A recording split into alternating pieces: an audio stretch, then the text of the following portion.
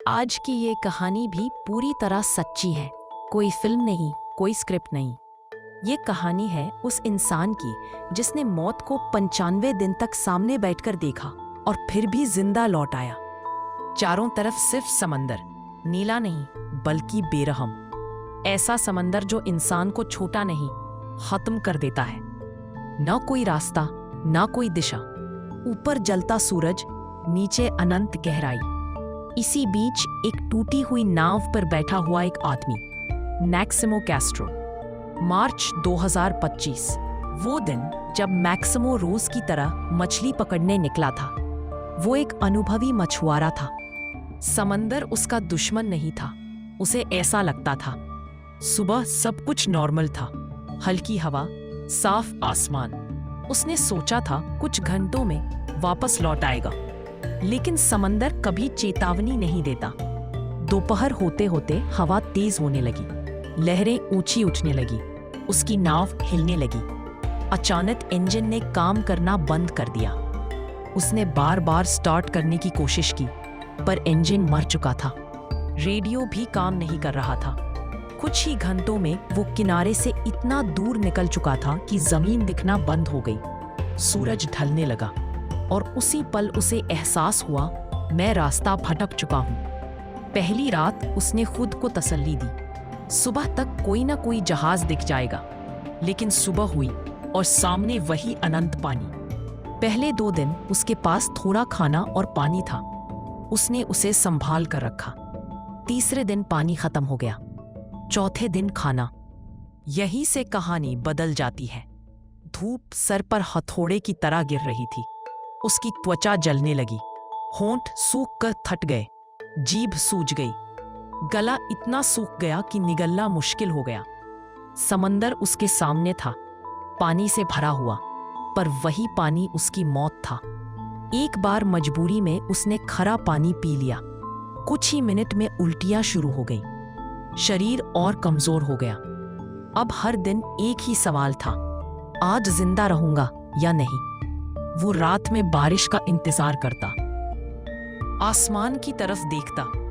कई रातें बिना एक बूंद पानी के निकल गईं। कभी कभी हल्की बारिश होती, वो अपने कपड़े फैलाकर बूंदें जमा करता। कई घंटों की मेहनत के बाद सिर्फ 2-3 घूंट। भूख से उसका पेट आटने लगा। कई दिन बिना खाए गुजर गए। कमजोरी इतनी बढ़ गई कि उठना मुश्किल हो गया। फिर उसने उड़ती हुई मछलियों को देखा।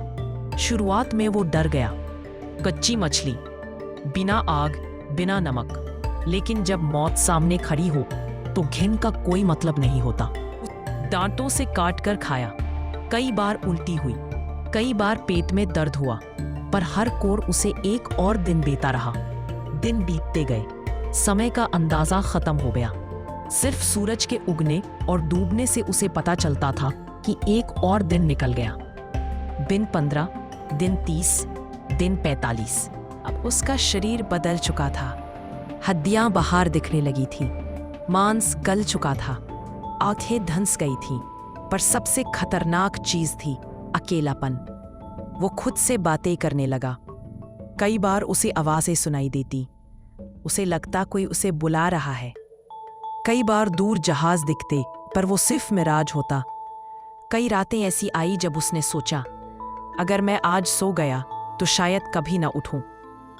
पर फिर वो खुद से कहता, बस एक दिन और। समंदर उसके लिए दुश्मन भी था और सहारा भी। वही उसे मार रहा था, वही उसे मछली दे रहा था, वही बारिश देता था। दिन 60 के बाद उसका शरीर लगभग जवाब दे चुका था।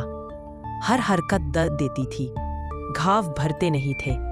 नमक उसकी त्वचा में जम चुका था, पर एक चीज नहीं टूटी, इरादा। दिन 80, दिन 85। अब उसे उम्मीद भी छोड़नी पड़ रही थी। उसने मन ही मन अपने परिवार से माफी मांग ली थी। उसे लगा दुनिया उसे भूल चुकी है। और फिर आया दिन 95। उस सुबह कुछ अलग था। हवा की आवाज बदली हुई थी, दूर एक गहरी गूंज। शुरुआत में उसने ध्यान नहीं दिया, उसे लगा ये भी भ्रम है। लेकिन आवाज करीब आती गई। उसने पूरी ताकत लगाकर सिर उठाया। आंखें जल रही थी। दूर एक जहाज का साया। उसने आखिरी ताकत इकट्ठी की, एक कपड़ा उठाया, हाथ हिलाया, आवाज निकालने की कोशिश की, और इस बार किसी ने देख लिया। जब रेस्क्यू टीम उसके पास पहुंची तो उन्हें विश्वास नहीं हुआ। वो इंसान जिंदा था, पर किसी चमत्कार से कम नहीं। उसका वजन आधे से भी कम हो चुका था, शरीर कांप रहा था, पर आंखें खुली हुई थी। उसे हॉस्पिटल ले जाया गया। डॉक्टर्स ने कहा 90 दिन बिना सही खाना पानी, ये संभव नहीं होना चाहिए था। पर मैक्सिमो कैस्ट्रो जिंदा था। आज वो कहता है, मैं इसलिए नहीं बचा क्योंकि मैं मजबूत था, मैं इसलिए बचा क्योंकि मैंने हार नहीं मानी। ये कहानी सिर्फ एक आदमी की नहीं है, ये कहानी है इंसानी जज्बे की। जब सब कुछ खत्म हो जाए तब भी अगर मन कहे बस एक दिन और, तो शायद मौत भी रुक जाती है। और ऐसी ही सच्ची, डरावनी, रूह कांप देने वाली सर्वाइवल स्टोरीज के लिए SH सर्वाइवल स्टोरी वो जगह है जहां हौसला और मौत आमने सामने खड़े होते हैं। चैनल को लाइक करें और सब्सक्राइब करें।